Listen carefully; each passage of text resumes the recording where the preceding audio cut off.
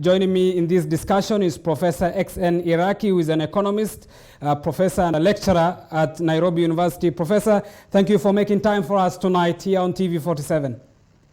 Good afternoon or good evening. All right, before the outbreak of COVID-19, Kenya's fiscal debt had expanded to 7.7% of the 2018-2019 GDP. The debt had increased to 62.4% in December 2019. The economy was already in some way crisis, if not a turmoil, even before COVID-19. Is it so? I don't want to say there was a crisis before COVID-19. I would simply say that the government was trying to catalyze the economic growth. Mm-hmm. Because if you want the economy to grow, you need money. And the government has two major sources of money to spur the economic growth. One of them is you can borrow or you can tax the citizens. Mm-hmm. And I think in most cases, the government does not like taxing the citizens because it is politically not very palatable. So in most cases, the government prefers to borrow money, to incur debt, and that's what you use for national projects like roads, highways, airports, and other projects. Prof, so economically, there is no problem with borrowing, but there is a problem with over-borrowing, isn't it? Yeah, there's a problem with over-borrowing, but I don't think the Kenyan government has over-borrowed. That's what people say on the streets.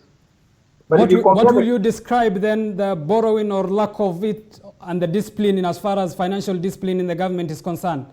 I think the problem has never been borrowing money. The problem is putting that money to the right use. And I think that's what we should be complaining about. I'm sure Abu Bakr and every other Kenyan has borrowed some money from somebody else.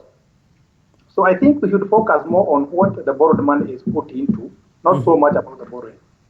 Because a lot of other countries have borrowed much more than Kenya, including very developed countries. So I don't think there's anything wrong with borrowing.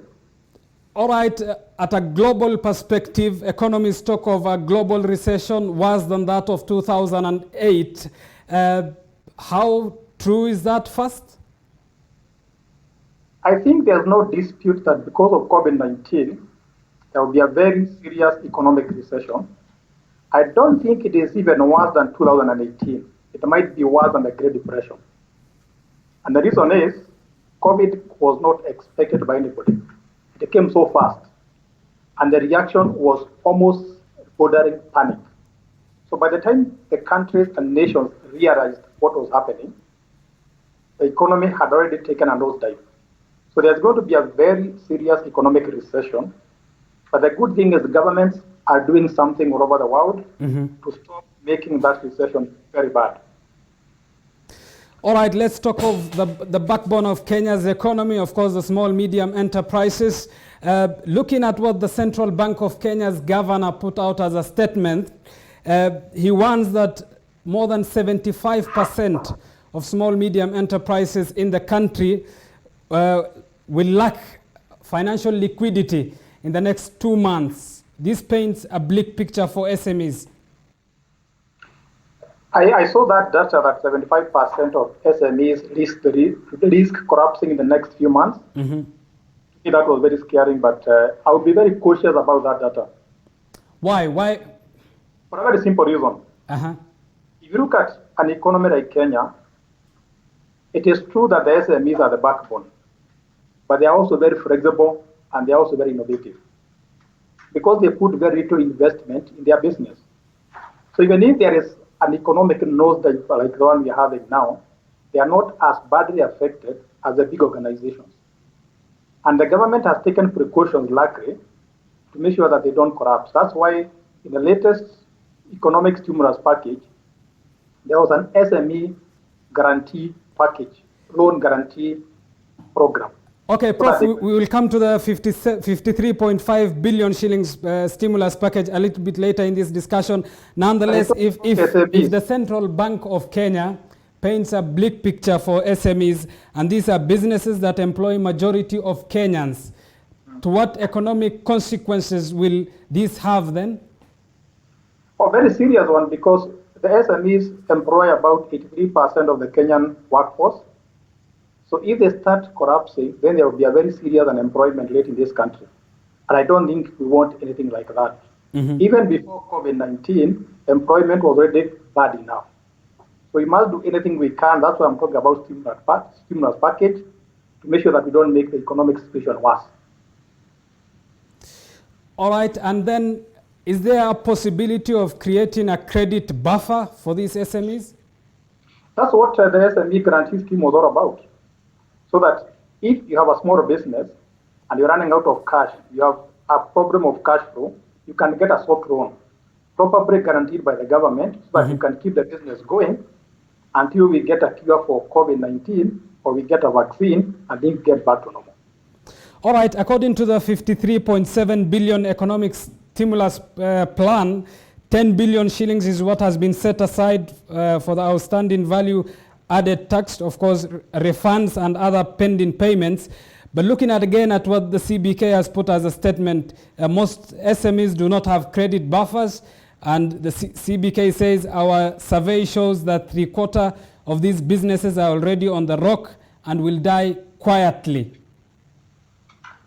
I think one of the things that I don't want to do as a Kenyan is to be very pessimistic, because I know one thing for sure, that SMEs are very innovative.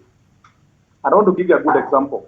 As soon as the government made face mask compulsory, yes, the next day we saw those guys on the street selling them. You have seen how guys are selling tomatoes, sukuma wikis, and others from the back of their cars. So although some SMEs might be corrupting on one end, others are coming up the other end. So I don't think I would paint such a grim picture of SMEs. Those guys are very innovative. They have survived other bad crises, and they will survive this one. All right, Prof. The country is, of course, injecting more liquidity to the businesses that are there as of now. The economists too hold the view that the government should inject more, some hinting at 5 to 7% of the GDP. Is that first possible? I don't. When I compare the stimulus package that the government of Kenya has come up with, and I compare it to the stimulus package of a country like the US, yes, I definitely find that ours is very small. So if the government can get more money, I think it would be in order to inject more liquidity and more money into the economy. The question is whether we can get that money. And that is why everywhere around you are hearing people talking of opening up the economy so that people can be their own stimulus package instead of the government stimulus package. That's why I'm seeing the economy opening sooner than later. All right, Prof, to an entrepreneur, to a small, medium enterprise investor who tonight is watching us, is there a guarantee that this stimulus package, of course you're not part of the government, will get to them? Is there that confidence even within the people? I think that is a question everybody is asking on the streets. The government has availed the money. What would be the criteria that will be used to give me the money? And I think the government should come up with that criteria very clearly, so that if I'm a small business and I want money, I should know whether I qualify or not, or what I need to do to qualify. And people have enough fear because of that. Because if you look at the last few months, the last 1 year or so, people have been complaining about corruption in every sector. So people are fearing that this money may not go into the right hands. It may not go into the right hands. The right people may not get it. So what the government should do is to come up with a very clear-cut criteria on what you need so that you can get that money. Prof, there are also talks of reducing the interest rate.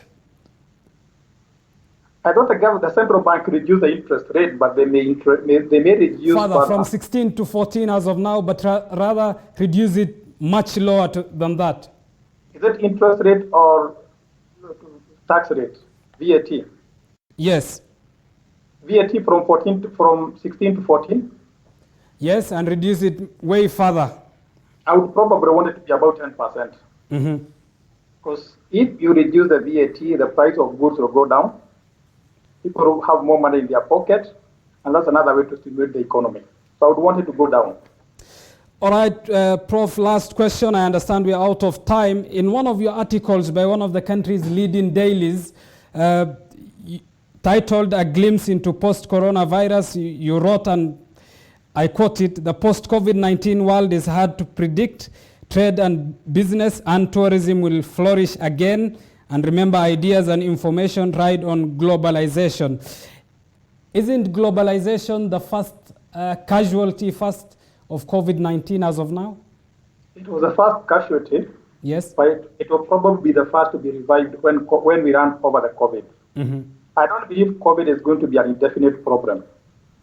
We are soon going to get either a cure, a vaccine, or get used to it.